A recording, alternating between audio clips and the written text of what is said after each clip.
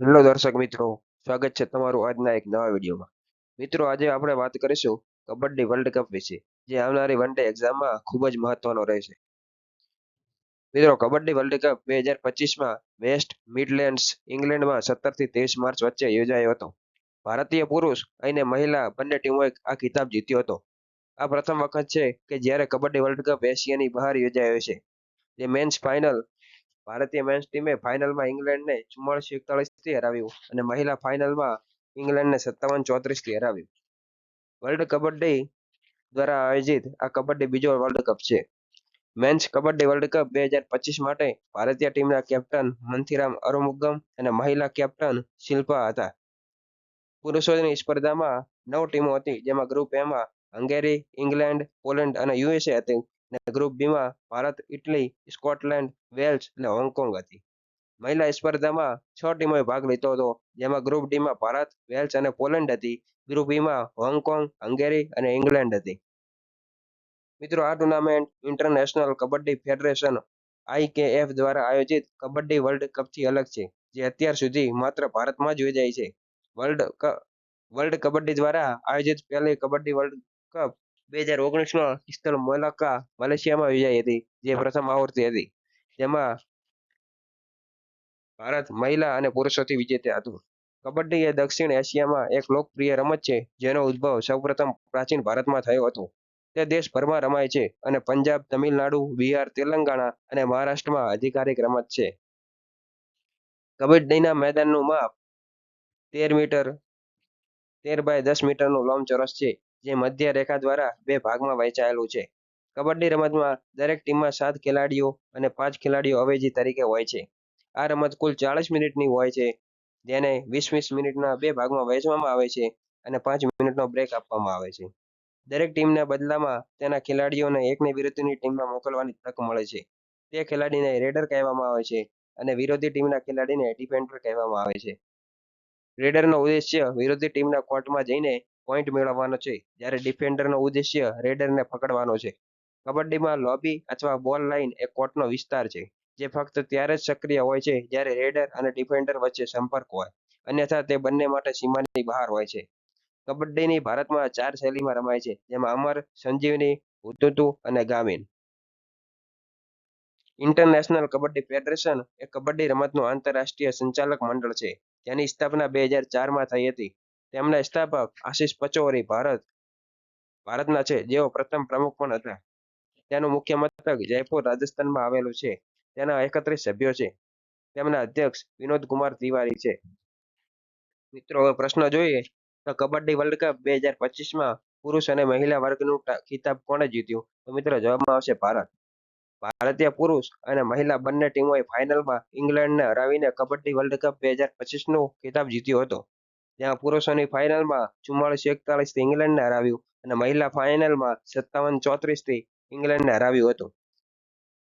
Kabaddi world cup 2025નું સૌ પ્રથમ વખત એશિયાની બહાર કયા દેશે આયોજન કર્યું? તો મિત્રો, જવાબમાં આવશે ઇંગ્લેન્ડ. વર્ષ 2025માં કબડ્ડી વર્લ્ડ કપની કઈ આવૃત્તિ હતી? તો મિત્રો, જવાબમાં આવશે બીજી. કબડ્ડી વર્લ્ડ કપ 2025માં પુરુષોની સ્પર્ધામાં કેટલી ટીમોએ ભાગ લીધો હતો? તો મિત્રો, જવાબમાં આવશે 9, જેમાં ગ્રુપ એમાં England, Poland, United States of America અને હંગેરી હતી અને ગ્રુપ બીમાં ભારત, સ્કોટલેન્ડ, વેલ્સ, હોંગકોંગ અને ઇટલી હતી. કબડ્ડી વર્લ્ડ કપ 2025માં મહિલા સ્પર્ધામાં કેટલી ટીમોએ ભાગ લીધો હતો? તો મિત્રો, જવાબમાં આવશે 6. વિશ્વ કબડ્ડી દ્વારા આયોજિત પ્રથમ કબડ્ડી વર્લ્ડ કપની યજમાની કયા દેશે કરી હતી?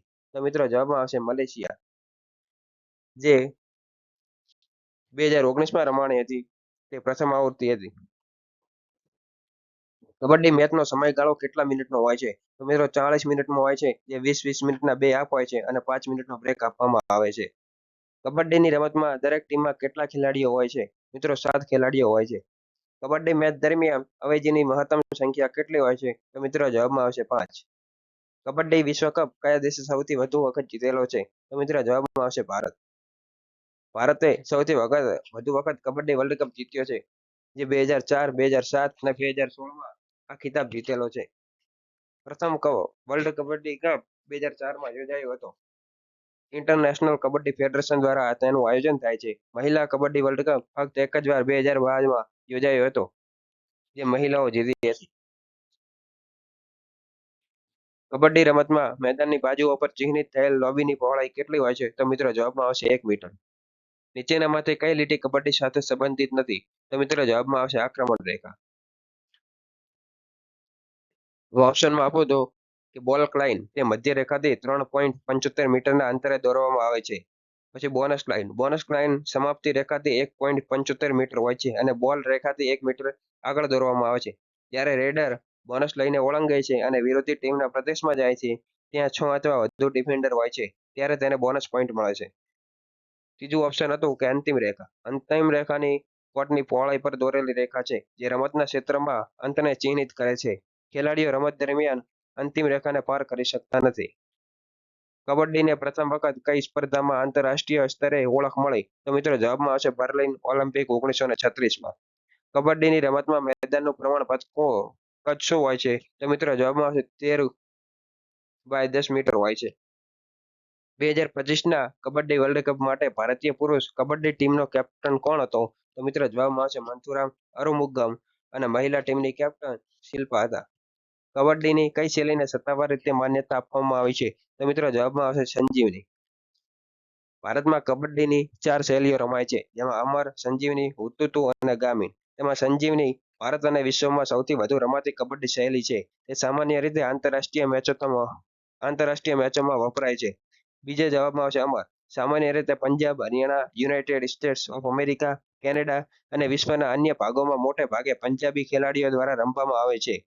ત્રીજી આવશે હુતુતુ શૈલી, જે મહારાષ્ટ્રના પુરુષો દ્વારા હુતુતુ સ્ટાઇલ વગાડવામાં આવી હતી.